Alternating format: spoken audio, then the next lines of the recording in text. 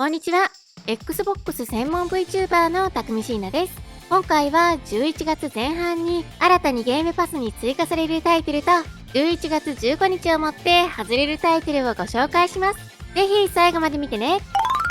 ジェットスタティックドライブ11月5日発売。発売日初日からゲームパスに対応します。1980年代のアメリカを舞台に悪夢のような出来事が描かれていく見下ろし視点のサバイバルホラーゲームです。本作は GTA とクトゥルフ神話を融合したような感じの作品となっていて、世界や秩序が崩壊していく中で生存するために奇怪なモンスターや人間たちと戦っていくこととなります。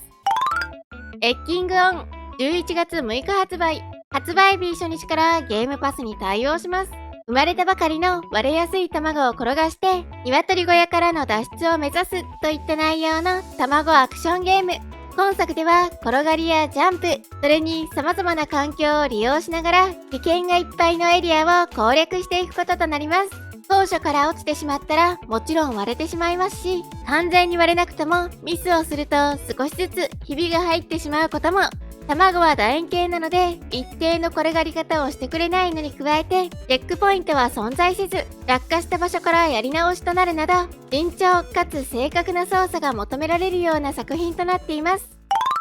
ビスカーウッ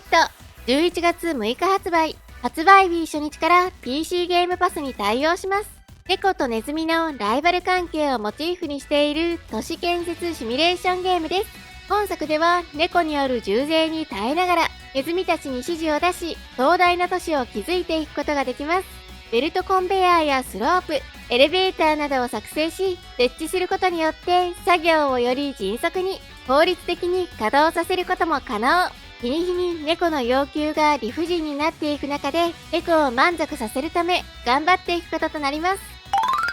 ボイドトレイン11月7日発売。発売日初日からゲームパスに対応します。異世界の列車の乗組員として世界を探索していく一人称視点のサバイバルアクションゲームです。本作では奇妙な世界を舞台に敵と戦いながら列車や武器のアップグレードを行うことが可能。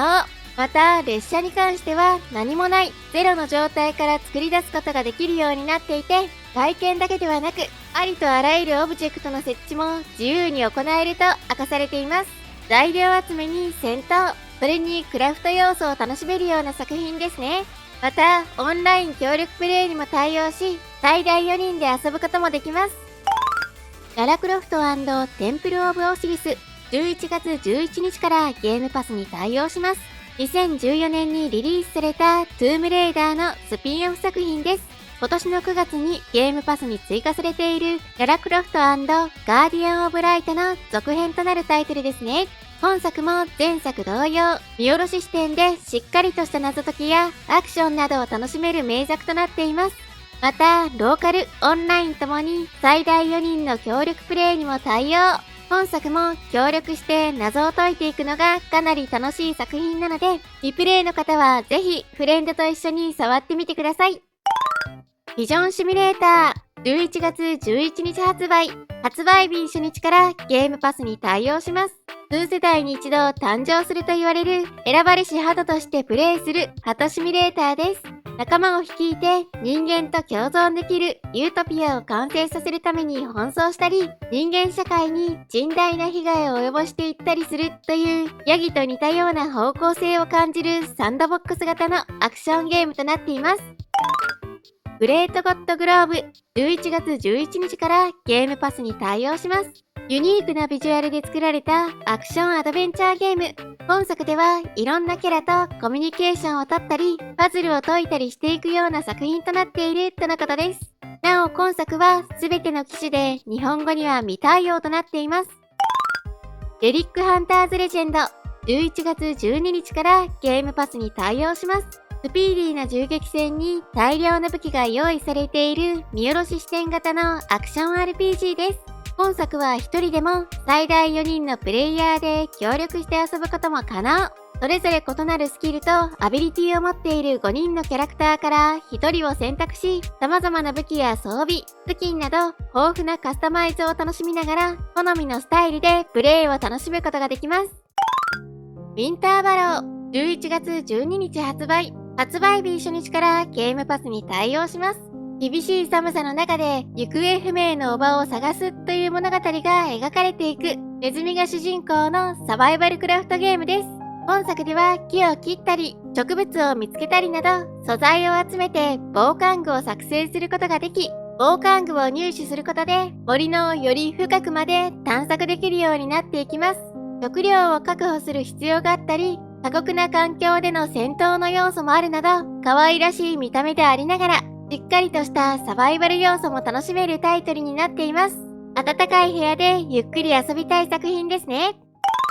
コールオブデューティーブラックオプス7、11月14日発売。発売日初日からゲームパスに対応します。昨年の BO6 に続き2年連続でブラックオプスがリリースされる形となりますね。開発はトレイヤークとレイブンソフトウェアが担当しています。今回もシリーズおなじみのキャンペーンモードに対人戦を楽しめるマルチプレイヤー、そしてゾンビモードを収録。